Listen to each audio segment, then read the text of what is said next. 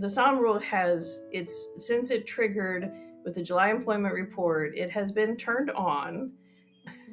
There's a good chance on Friday, when we get the employment report for October, that it will turn off. As long as the unemployment rate doesn't rise 0.2 of a percentage point, it's going to shut back off. And that will be the first period since the late 1960s where the Sahm Rule had a false positive, in that it turned on, said, a recession is here. And it's like, look around. No, there's no recession. And now, the two times it's happened in the historical record, in the late 60s and in the late 50s, a recession came 6 months later. So, it's not but the rule itself doesn't have anything to say about forecasting. It's just where it is. And it's a historical pattern. It's not a law of nature. Hello and welcome to the Achieving Alpha podcast. My name is Stephen and I am the host of the show. Today, I'm delighted to be joined by Claudia Sahm. She is the chief economist at New Century Advisors. And before that, she was an economist at the Federal Reserve. She is most well known for her recession indicator, which is called the Sahm Rule, and it's a real pleasure to have you on the podcast today, Claudia. How are you? Great. Happy to be here. Thank you. Yeah. So I'm really happy to have you on the podcast today. You've actually been mentioned a couple of times in a few different episodes that I've had so far with other economists and other people involved in investing. So it's really great to have you here in person and get a chance to talk with the audience. I wanted, as it's your very first time on the podcast, I wanted to get a little bit of background about you, how you started off in economics, what interested you about economics, and a bit about your career progression so far. Great. So I grew up in Indiana, actually on a hog farm in Indiana. And when I went off to college, I had no idea what an economist was, right? Like, this just wasn't in my universe. I had the absolute fortune of my very first economics professor is just one of the very best. I went to a small liberal arts college, Denison University, and Professor Surab Bedad, right off the bat, convinced me that economists can do good in the world. Now, a lot of that's through public policy, and I have questioned and told him I question some days whether that is actually, that if I had been duped into thinking something that was not true. But in general, I just found the tools of economics, particularly the use of data, right? Going and trying to put the facts together, tell the story, tell the narrative, have a model, make sense of it. And I have, throughout my career, I worked both at the Federal Reserve for over a decade. I spent a year at the White House at the Council of Economic Advisors. I've done a lot in the public policy space. And I also it's very important to me that people outside of the policy space understand these institutions. And that's been a lot of my work since I left the Federal Reserve, and particularly in the work that I've done as an independent economist. Now, I work also at a financial investment firm, but a big piece of my writing and the work I do, like coming on podcasts, is to help make sure that other people who are affected by policymakers understand what's going on. And in particular with the Federal Reserve, it's a really poorly understood institution, and it's important, and you have to understand something to hold it accountable. So that's been a big piece of my journey. And the more, I would say the formative experience was when I started the Federal Reserve right before the Great Recession, and I worked on consumers and household finance through the recession and the early recovery, and just watching how painful that was for families. That very much, I like to say, radicalized me to the importance of good fiscal policy. Because the Fed's tools, they're important to use in a recession, but they're limited in how much they can do. Fiscal is very powerful.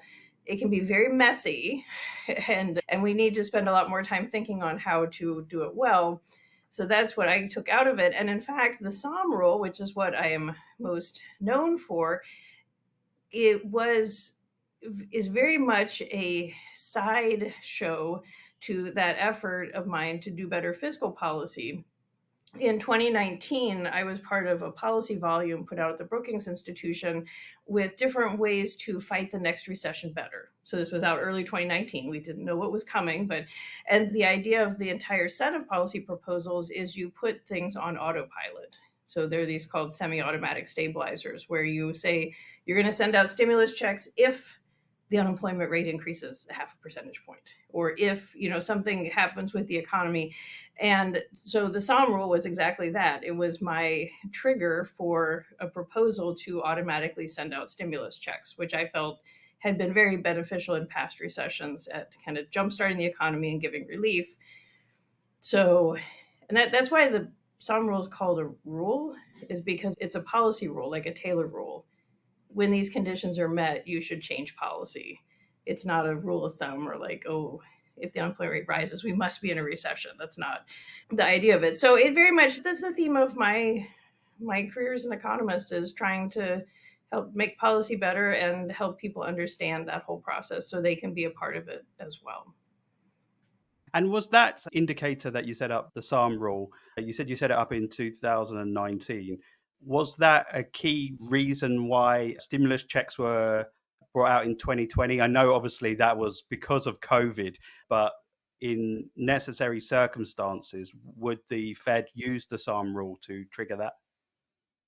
We didn't need the Sahm rule to say a recession is coming. Normally, the idea of the recession indicator I developed is that it triggers early in a recession, often before there's any official understanding, like, yes, we're in the recession. So it's historically, the rule would trigger about 4 months into a recession. And a half a percentage point increase in the unemployment rate is still a really small increase. Normally, in a recession, it goes at least 2 percentage points up, if not, and often quite a bit more than that. So the summer was supposed to be an early warning. Things move so fast with COVID. It was very clear very quickly that we had a big problem coming. And now, the use of the stimulus checks, that did go back to the research. Because again, in the chapter, in the policy proposal I had, the first thing was me saying, of all the things that we've done to help households in recent recessions, the stimulus checks were the most effective, right? And so that research, that understanding that getting money people out to people, getting it out quickly, going big with it, that understanding absolutely came into play when the COVID package was put together. I had the absolute privilege with Jason Furman on March 11th. The two of us addressed the last House Dems breakfast in person. Right. So that was the day the NBA shut down that night. Then President Trump shut down the airspace. I mean, this was when everything was getting very real in terms of the pandemic. And both Jason and I made a very clear plug for, need to go big and go fast and go broad. And we both talked about stimulus checks. And to be honest, I was blown away in the CARES Act and throughout the recovery efforts in how generous. I mean, Congress did not mess around, particularly in 2020. And the same was with the Federal Reserve and keeps interest rates low. And that absolutely was an important lesson from the Great Recession. Now, these are two very different recessions, and probably this time there was maybe going a little too big. Like, we could have probably pared things back some. And yet I was at the time, and continued to be, of the view that you ought to swing for the fences for people. And we did that. We had some cleanup to do from it, but so I wouldn't say the Sahm rule the Sahm rule was not necessary in the COVID recession. And yet, the principle about what do you do to fight a recession, what types of policies, I think the work I've done on stimulus checks had an effect. And I was very active. I was very active in those debates in 2020 and 2021. Yeah. Yeah. And with the Sahm rule, I believe that it triggered a couple of months ago and it hit the point where it started flashing a warning. What's the current situation with the Sahm rule? Is it still flashing? And how do you think that might play out over the next year or so? Right. So just to be concrete, the Sahm rule, the actual formula for it. So what I do is I look at the national unemployment rate for the United States. I take the 3-month average, moving average, because you don't want to overreact to 1 month of data. The most recent value of that series, I compare it to the low in the prior 12 months of that same 3-month average series. And if that difference is a half a percentage point or more, so you've got this small increase in the unemployment rate, then the United States is in a recession, or historically that has been the case. So when we got the July employment report, which comes out right at the beginning of August, I was live on Bloomberg when the numbers came out, and I had my spreadsheet. I knew what we needed to see to have it trigger. And in fact, the unemployment rate moved up from 4.1 to 4.3%, and that was sufficient to move the Sahm rule up to its 0.50 threshold. So as soon as that happened, I said the Sahm rule triggered. Now, as I also, not skipping a beat on Bloomberg, said, the Sahm rule says we're in a recession, but Sahm says we're not, right? Because if you look more broadly at, GDP and even employment, things were still growing. We did not have a contracting economy. And I had for about 2 years been writing about why the Sahm rule, why this indicator that I put together based on the unemployment rate, why it might fall apart in this episode. We've had a lot of indicators, simple indicators, not be up to the task of the post-COVID economy. And I think that, but we're certainly, the Sahm rule since it triggered with the July employment report, it has been turned on. There's a good chance on Friday when we get the employment report for October that it will turn off, because depending on, as long as the unemployment rate doesn't rise 0.2 of a percentage point, it's going to shut back off.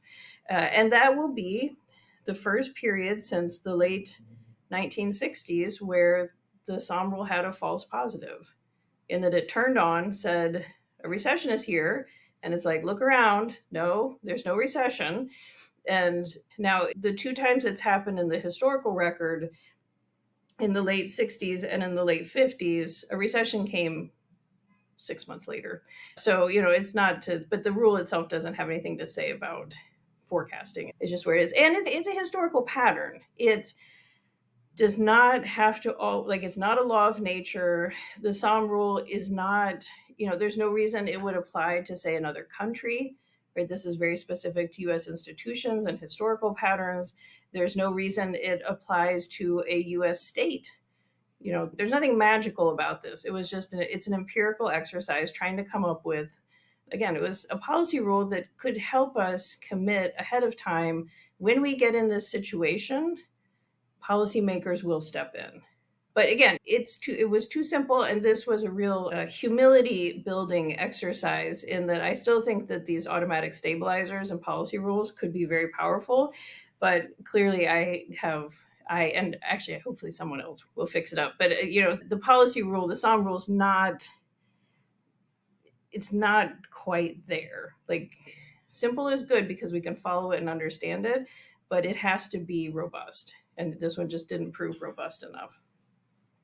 So you prefer to accompany it with other data points to make sure that it's working. Okay, and so you mentioned that this time could be different because the economic situation is a bit different. The economy's looking quite healthy regardless of the employment rate. So do you think that it's possible that the US might avoid a recession? And what do you think the likelihood is of it going into a recession? So the US has avoided a recession. Because the concern that had come up starting in 2022 was when inflation really took off, that the only way to get inflation down, and the Federal Reserve raised interest rates considerably, and historically it had been the case that a substantial increase in inflation, the only way that it got under control was by a real slowdown in growth, which often showed up as a recession. And we haven't had that recession. We've been looking for it. There have been people calling for it for 2 years, and then of course my rule jumps into the mix, even though I have never been a recession is imminent or is necessary. But we're to the point now, and learned again this morning, that the personal consumption expenditure inflation through September through October, 2.1% year over year, right? The Fed's target is 2%. Now, core inflation is still a little bit higher than that, but the numbers, like really, the inflation problem is in the rearview mirror. And frankly, in the United States, we've been in that place probably for some months now. And yes, there are um, it's not all smooth sailing, right? Definitely this summer when the unemployment rate jumped and we had a few payroll prints that were not encouraging, there were something of a growth scare and there were a lot of discussions. And I am still very concerned about the direction of travel, and say like the hiring rate is lower than I think is comfortable. So it's not that the economy is perfect, but we are in all likelihood on the expansion path. It's still a little wobbly, but and so we've avoided the recession. The risk of the recession was highest back in 2022, right? When we were looking down these very high inflation rates and a big increase in the federal funds rate. Now we have the Fed is cutting, and with some pretty like with intention. Like they're going to be cutting rates and continue to be cutting rates for some time. So there's always a risk of recession, and it will if when the next one comes, it is in all likelihood going to be caused by something that we do not have on our radar screen right now. Yeah. Yeah, a black swan, which by definition you don't know that's going to occur, right? Okay, so the unemployment rate's at about 4.1%, and the previous two job reports showed an increasing trend of increasing unemployment, but the last one did curb off a little bit. What do you think might happen in the next job report? Because I heard that there could be some disruptions because of the hurricanes that occurred in the US over the last month or two. What's your view on unemployment, and do you think that it might have halted the trend of unemployment going up? I expect this next employment report to be a pretty messy one. And in fact, we could be pointed at our first negative payroll print, so a decline, an estimated decline in payrolls for the first time in quite a while. But I don't think we'll need to see the data, right? Like they're under the hood. The details are going to be really important to try to figure out, is this temporary distortions due to hurricanes Helene and Milton, plus a Boeing strike?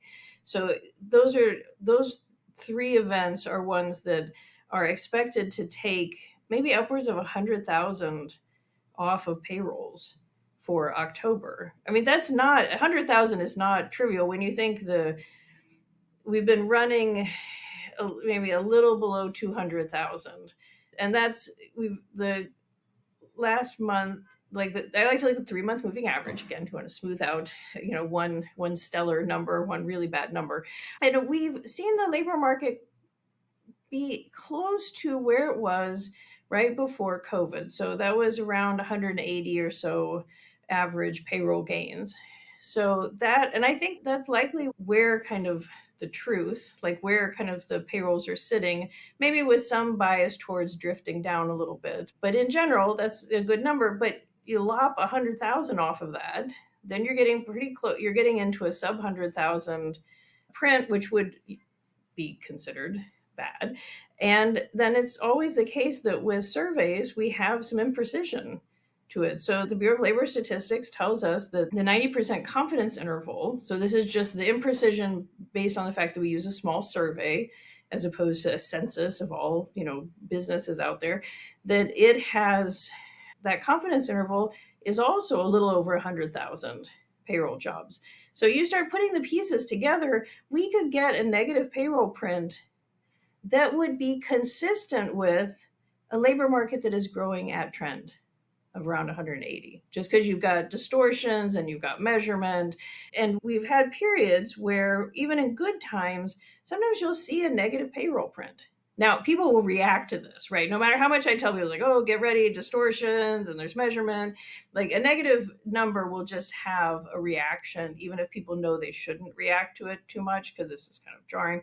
But in the 3 years before the pandemic, which was again a very good labor market, we had about 10% of the time payroll numbers below 100,000. So it would just happen, like kind of bounce around, be noisy. And in September of 2017, there was in fact a negative payroll print in the preliminary estimate. It revised up later, but like it was a preliminary negative. And that was the month of hurricanes Harvey and Irma.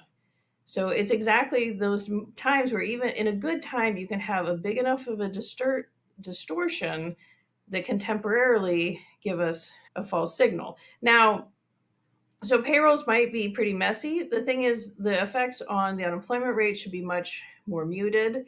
So if the unemployment rate were to jump quite a bit, well, then I can't just say, oh, it's just a hurricane. Don't worry about this. And there are other details in the report, but it'll be one of those. There'll be something for everyone. Like whatever story you want to tell about the labor market, you'll be able to tell it on Friday, which that's maybe even more than normal. So There's always a way to spin data, isn't there? I wanted to ask you as well about the quality of the employment data. So obviously, there's a lot of people in the economy that might have like temporary jobs. I'm thinking about people that are driving Ubers and might be taking part time or second jobs or whatever. How well does the data capture those types of workers? And could the unemployment number that's coming not be exactly accurate? yeah, so this the statistics that we have, they're our best estimate, but they're our best estimate of the truth, but they aren't the truth, right? We just there are always going to be challenges in measurement with the gig workers, and we've always had gig workers. I mean, independent work is not something brand new. It's just the forms it takes right now, and maybe that it's attached to big companies, is something somewhat different. But the it's long been a challenge to measure employment that is outside of the standard 9 to 5 job with one employer. And like there's certain kinds of work that are much easier to measure. Frankly, they're easier for people to even think about, like how they think about their work. I have a job. For someone who has a lot of side hustles and is all like, they're kind of always on the clock, or their clock is very different. So it's very interesting talking to people who work in less traditional arrangements, because even just the way they think about work is a little different. And so then of course if they're asked the standard question, they might not even know what to do with it, right? Like I worked at the Fed I was the manager of the group at the end that runs the survey of household economics and decision making. So it's one of the two household surveys that the Fed runs. And our focus, while it was a nationally representative survey, the focus was on low and moderate income families and communities. So we did quite a bit. Barbara Robles was one of the main economists on our gig work piece, and she had designed, and we worked with some survey research companies to really think about how to even try to measure work, right? So that we could get the concepts right. So it absolutely is the case that independent work, gig work, is harder to measure and probably isn't as measured as accurately, or it's not put like technically all of that work is self-employed, because like Uber doesn't employ the drivers, but many people, if you ask them, they work for Uber, right? So they get put in the wrong place in terms of the details of the data. But in terms of do you want to work and do you have a job, which is essentially what the unemployment number is. If you stick to pretty simple statistics, they're going to show up in the right way. But yeah, but I wouldn't say like that's a long-standing problem. It makes comparisons maybe of data now to data 20 years ago difficult, but it shouldn't make comparisons of data in October to September a problem, because it's more of a slow problem. But there's a ton of research done at statistical agencies trying to improve those measures, help people answer the questions so they can do it consistently. Okay. And obviously now the unemployment numbers are looking a little bit better. Obviously, the Fed reduced the interest rates by 50 basis points at the last FOMC meeting. Could the better job numbers cause the Federal Reserve to have a think about whether they want to reduce the rates further at the next couple of meetings? Do you think it will give them room for pause? We are on track for the Federal Reserve to do another 25 basis point cut next week. So it's really hard to imagine any constellation of data on Friday that would move the Fed away from taking out some more of the interest rates. And then that's purely because they're trying to, now that the inflation battle has been won, and they want to maintain the maximum employment. So the unemployment rate is low. I mean, it's close to 4%. That's a very low unemployment rate. It had, at least over the summer, shown some signs of drifting up, right? So you want to, the Fed, like they've gotten inflation basically back to the good place. And they want to keep employment in the good place. And so part of that is, well, if we're basically back to normal, one thing that is not normal right now is what the level of the federal funds rate is. It is still quite high. And what the Fed is trying to do is get out of the way. And how it does that is by reducing the federal funds rate. So they're looking kind of big picture as to, what's the, given where the economy is, looking at all the different variables, where should the federal funds rate be? And they look at it right now and they're like, it's kind of high. And so they're going to take measures to bring that down, I think slowly. I expect we'll see 25 basis points taken out next week, again in December, probably in January and in March, and then take a breath and see, because it's hard to know exactly where the economy is going to want the interest rate to sit in the end. It may be a strong economy. Maybe the Fed funds rate does stay higher because the economy is dealing well with and is healthy from the higher rates. But it may also be that they need to get back to something closer to before the pandemic. I mean, I think that's less likely the case right now. But they're gonna have to take bring the interest rate down and then kind of watch and see how things are doing. And that seems to be the path that they're on right now. Well, what that means is they're not I think we're in a maybe short window of a boring Fed, right? Like they're going to do this process. They'll probably do a sequence of 25 basis point cuts. And then we'll be back into the trying to read the tea leaves of the data to really figure out do we pause? Do we go more? Do we, so, but there are plenty of other exciting things in the world right now. So the Fed does not need to, they can be boring for just a little bit here. Yeah, I think that as well. I mean, if the unemployment stays relatively low and the economy is pretty strong, there's less and less reason for them to severely decrease the interest rates, right? So I keep thinking in my head, I don't know if I'm right, but I keep thinking that probably around 3% is kind of a more natural level um, for them to consider on a longer term basis, unless something happens in the economy and there's any major triggers. Yeah. Okay. And you mentioned earlier that you thought that the inflation battle had been won. Do you think that there's potentially some things that could trigger stickier inflation for longer? I'm thinking just out the box about geopolitical issues or anything to do with supply chain or other issues that might occur. What's your view on the long term inflation? Right. So there absolutely are inflationary risks, right? I think they're ones, as you point to, that are more either longer term or newer risks. I'm less concerned about the reinflation, like something that we've gotten under control all of a sudden comes roaring back. Right. I think say even the US, the piece of inflation that's been the stickiest has been in our shelter inflation. And much of that is how it's measured and it's backward looking, but it still appears that it is set to continue to slow, right? And the risks around it picking back up before it's finished that slowing process seem modest, but they're there.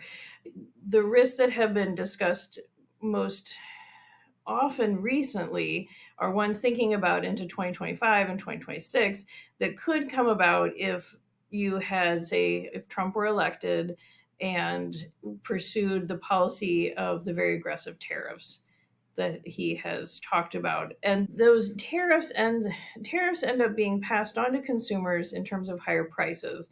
It won't necessarily create long run inflation, which is the increase in prices, but it would create over the period of time where those prices are adjusting to the higher tariffs, it would in that period of time create inflation. And that, but right now it's there's there are a wide range of views about exactly how aggressive those tariffs would be in reality. And so the more aggressive the tariffs are, the bigger the inflation effects. And that absolutely could affect how the Fed navigates its rate cutting cycle if that inflation were to come back. So that's one. And as you point out, they're all what a thin silver lining of the last 4.5 years is that we have begun more attention to supply side issues, right? So thinking about whether it's the supply chains, I think a lot about the supply issues in the labor market, right? That was, I mean, the labor shortages that in part reflected a mass exodus from the labor force during COVID, where people, workers retired early, walked away from, being what often were unsafe working conditions, and they just didn't come back as quickly and cause labor shortages. That was very disruptive in terms of the labor market, the wage increases passed into prices. So I also think about, say, the proposals for mass deportations that Trump has talked about with, I mean, just putting my economist hat on, I have a lot of concerns about that because I see the immigrants as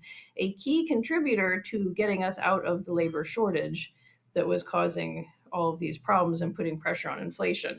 So that's another, like, deportations. I know there's a discussion about, or a debate about how much it would affect shelter costs versus other kinds of inflation inputs. My view, in addition to it being extremely economically disruptive, is that it probably would be inflationary. So again, but that's in that same vein of thinking about what are the risks to the supplies that we need to produce what we do.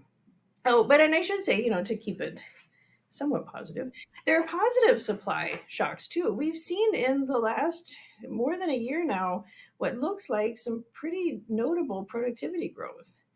And this is even before we start to really move into a space where we think about AI having potential effects. It looks like there were investments and technology changes that were put in place during the labor shortages, probably because we got better at producing because they just didn't have the same workers that we had needed to produce. And then we are in a period where there's some big technological changes that are getting rolled out through the economy.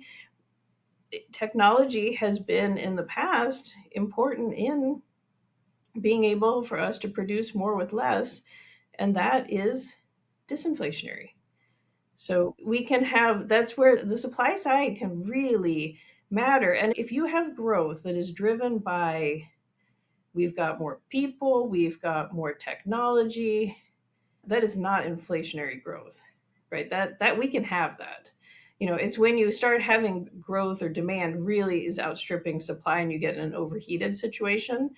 That's where you have a big mismatch of supply and demand. Then you can get in a lot of trouble in terms of inflation. But it's it's important to have a narrative on what you think is most likely in the economy. It's even more important to have a whole set of like risk scenarios and really spin them out. And then the benefit of doing that ahead of time is you know what to look for.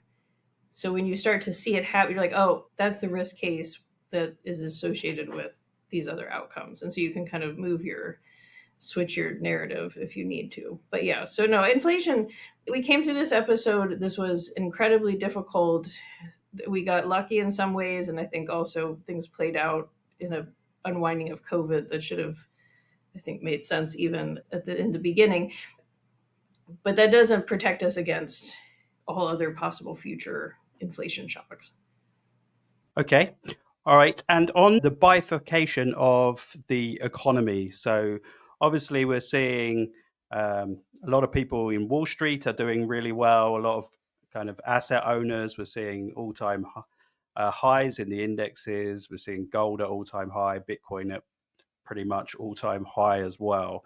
But there is an undercurrent of people suffering in the economy from lower socioeconomic backgrounds, etc. How would someone like the Fed, or just you as an economist, how would you analyze the difference between the divide of the higher economic groups and the lower economic groups? It is absolutely important to get as much data as you can that is at the individual level, at the business level, at the community level, because it's true. The United States is an almost $30 trillion economy. There's a lot going on under the hood, right? Like there, not everyone is contributing in the same way. Not everyone is experiencing it in the same way. I mean, not even close, right? So the and over time we have gotten more and more information that allow us to make those kinds of comparisons across different groups of people. And it also, I mean, it has been quite notable in this recovery, which was the first job full recovery that we had in the US for decades. Normally we've had recoveries where the job growth really lags behind, say, GDP growth, but not this time. And because the labor shortages were most intense in the lower wage service sector jobs, those workers were the ones who got the biggest wage increases. So we've had this very unusual situation that even though this was a horrible time, and yes, higher prices do hit people at the bottom, because their wages and their income rose as much as they did, we saw wage compression. So we had seen decades of wage inequality rising, getting, bigger, pulling away between the bottom and the top. And within the first years of this recovery from the COVID recession, they wiped out almost a decade worth of that wage inequality in terms of turning it back and really the compression. And the workers at the bottoms were the first ones to have their wages keep up with and even get ahead of the price increases. And we've seen the wealth increases. Now, we didn't make an improvement in inequality per se, but the bottom, like the bottom 50%, the bottom, you know, quintile of households by wealth, I mean, they saw from the pre-pandemic up through 2022, which is the last data we have, like historic gains in wealth with data starting in the late 1980s. So this has been really rough, and that's inflation adjusted, right? Like so we had this was a very disruptive cycle. People are very angry. There has been a lot of pain and suffering, not just in the economy. I mean, this was a global pandemic. This was, had a lot of dimensions to it. There was an incredible amount of uncertainty. Even the good stuff kind of came out of nowhere sometimes. Like we didn't, so that's really rough on people. After a while, not knowing what's around the next corner starts to get to be a bit much. And yet there was a lot of good news hiding under the surface. Now, nobody wants to hear about that, and that's fine. I'm not like going to push, Pollyanna down on people. But things like that wage compression reversing, the historic wealth gains at every demographic group, to me, that wasn't a given. And when I look at the US with the kind of growth numbers that we continue to get and the labor market numbers, this doesn't look like a lot of our peer countries. I mean, the United States really is the envy here in terms of the recovery. And when I do a lot of press in Europe and things, it's what is wrong with you Americans? Like, look at what's going on, and you're all so angry. And it's like, But as an economist, I try and focus. And the Fed also had Powell has been asked about this as well. Like people, the economy looks great, but people are really unhappy. What do you think of this? And he says, this is how I approach my work. Like I'm not here to tell people how to feel, right? I'm going to listen to what they tell me about their income, their wealth, their like the things about their well-being.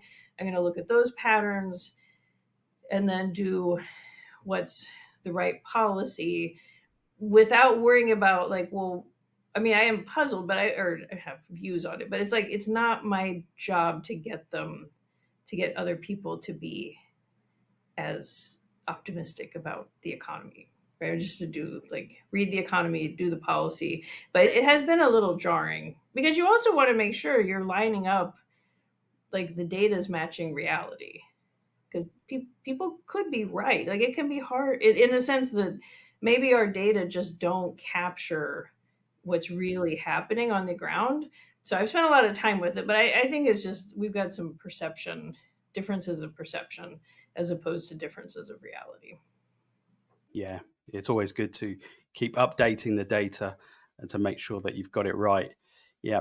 And on delinquencies now of credit cards and loans that people had, I noticed that the delinquencies upticked this year, probably a lot because of the higher rates, which was a struggle for the consumer. And people had used a lot of their savings that they'd built up over the pandemic and starting to run up money on their credit cards.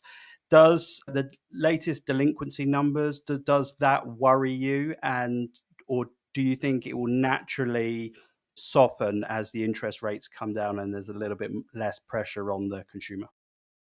My concerns about a possible recession, and I've never thought it was the base case, but I mean my concerns have diminished pretty notably since the Fed started its cutting. And for me, the fact that they were willing to start with the 50 basis points was, I think it was appropriate.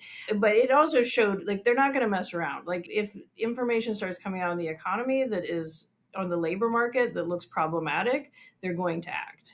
And as soon as I see a Fed that's willing to defend both sides of the mandate, I feel less concerned about the recession risk. Just like, I mean, when Silicon Valley Bank, when we had the regional bank that failed, I mean, the Fed with Treasury and other regulators stepped in over the weekend and just was like, we are not messing around here. So that took a lot of the financial risk off of the table.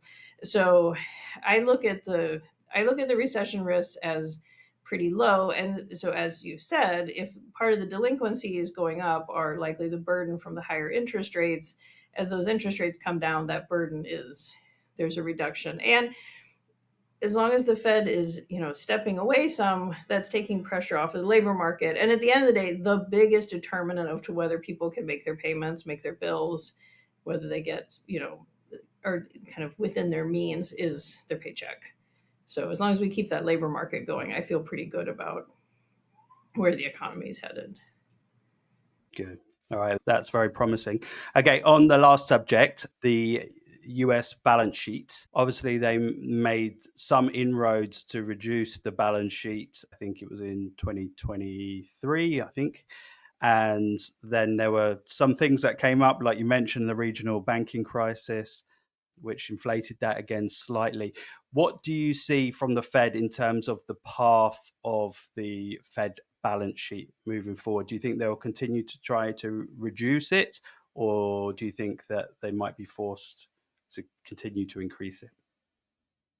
The Fed will continue to use the funds rate, so its interest rate policy, to do its adjustments to the economy. Like that's its primary tool. That's the tool it feels comfortable using. The balance sheet, you know, in a perfect world, the balance sheet would go back to its pre Great Recession level. That's not ever going to happen in all likelihood. And the Fed, what they're being very cognizant of with the balance sheet is as they're doing the runoff, when the Fed went through this period after the Great Recession, when they started to actually do the quantitative tightening, they ran into a place where there were some market functioning issues, where it just, like the just into the plumbing of the treasury or of the markets, it just wasn't dealing well with the Fed going in and trying to continue to sell the assets. So they want to, in typical Fed speak, I mean, they talk about they want to be in a regime of ample reserves, right? So they want less than what they have right now, but they want still to be considerable reserves, and the only reason they say that is because they think that's what's necessary for market functioning, and it probably is because things have gotten used to it. So I see the quantitative tightening is probably getting close to the end of its process, but I don't. But the Fed will strive for the balance sheet to continue to be like a sideshow, like far off sideshow to their policy. and just make sure it doesn't. I think the goal at this point is not to create problems with it, but that they're and they're also in a period now where they're trying to take some of. I mean, in terms of a policy coordination, you'd also think of now that they're cutting interest rates. I mean, we should be coming to the end of the tightening in any case, right? Because so they're working in the same purpose. Yeah. You're definitely right there. It's not kind of front and center of the way they announce things. It kind of very much sits in the background. As someone that used to work at the Fed, obviously you don't work there anymore, but how do they consider inside the Fed? For example, the rates are coming down at the moment, right? And they're likely to come down further. Obviously, the national debt is extremely high. And when interest rates are extremely high, there's a lot of interest repayments on that national debt. How much does that come into the thinking of policymakers when they're thinking about reducing interest rates or hiking interest rates? In terms of the remittances they're making, or what do you mean? How does it come into their thinking? Yeah, because obviously when the interest rates go up, they have to pay more debt on the national debt, right?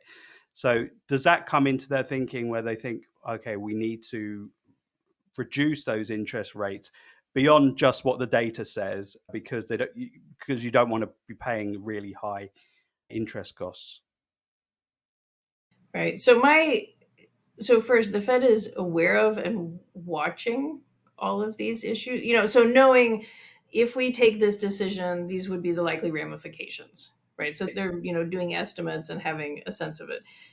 Is Are the size of the remittances part of the decision about like exactly what the Fed's policy, like the balance sheet policy, should be? Not first order, right? And I mean, I should say, I'm not. I balance sheet policy is not one of my specialties. I have not sat in those meetings in the past and to understand the thinking. I think for anybody who really is interested in that very question of like how does the Fed grapple with these questions, it's with a 6-year lag, so it's not like super topical, but these questions have come up in the past. The Fed publishes the transcripts from its meetings. And so, like, you can go back and look when Powell was also chair and they were trying to figure out, like, or is it time to end the quantitative tightening or not? And, when they kind of moved around, like, we now can go and read I guess we can't quite read those, but there's definitely transcripts that are already available that will have discussions of the balance sheet. I mean, I would go with a stiff cup of coffee when you go to read them, but it is, so you can get a sense of how like they are aware of all these pieces, and you can get a sense of what it is that it's exactly kind of carrying the day. I think one reason the balance sheet is kind of put far off screen is it's really complicated, and it's a newer tool, right? Like the Fed didn't use this before the global financial crisis in 2008, so it's not as well understood. And there's a lot of debate both within the Fed, between the Fed and markets, between the Fed, markets, and academics as to exactly what's working here, like what should they be considering. So I think that one's tricky, but in general, like the point you're making about like how the Fed is thinking about its effect on fiscal policy and the effect of fiscal policy on the Fed, like say if we were talking about like deficit spending or something, like they go much broader and isn't just thinking about the Fed's balance sheet policy. The Fed has to understand what Congress is likely to do and what those policies are likely to have as effects. I mean, I when I started at the Fed in 2007, one of my areas of focus, both in my policy work and then my research, was on the effects of like how households responded to the fiscal stimulus from 2008 through 2012, like the different kinds of programs. So I spent a lot of time thinking about fiscal policy, even though I worked at the Fed. But it was important when I was doing a forecast of consumer spending that I could put in, okay, here are effects from the 2008 tax rebates, or here are what we think are the effects of the 2009 making work pay tax credit.